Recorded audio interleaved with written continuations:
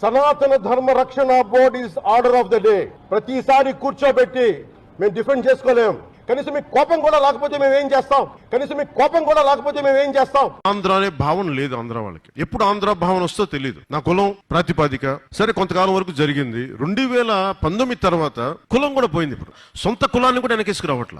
ఆంధ్ర భావన ఎలాగో లేదు. కనీసం కుల భావన తెచ్చుకుని బాగు చేయండి రాష్ట్రాన్ని. నిజంగా మనస్ఫూర్తిగా అవుతున్నారు. నా కులం ఉంది, నాకెక్కడో మతం ఉంది. నా కూతురు క్రిస్టియన్ అబ్బా, నా కూతురు తల్లి తన మతాచారం ప్రకారం నా కూతుర్ని రష్యన్ ఆర్థడాక్స్ చర్చ్ లో బాప్టైజ్ చేయిస్తానంటే సంతోషంగా చేయించమని. మా నాన్న ఎలాంటి వాడంటే, మా నాయనమ్మ దీపారాధన వెలిగిస్తే దీపారాధనలో సిగరెట్ వెలిగించిన దేవుడు లేడు దెయ్యం లేదనే వ్యక్తి మా నాన్న. ఇది ఆడేది కొద్దిమంది రాజకీయ నాయకులు వాళ్ళు కూడా ఎక్కువ మంది ఆడేది కూడా హిందువులే కూడా చెప్తున్నారు. అసలు ఇలాంటి గొడవలు పెట్టింది హిందూ నాయకులు తప్ప మిగతా నాయకులు చేయరు. వాళ్ళకి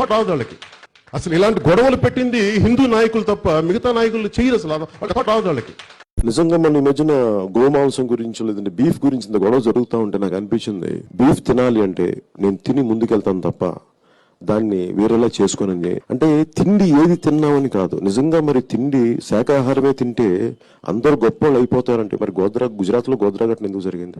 నాకు ఎందుకు జీసస్ క్రైస్ట్ ఇష్టమో చెప్తాను. ఒకసారి ఇక్కడ నా డైరీలో రాసుకున్నాను. కొడుకు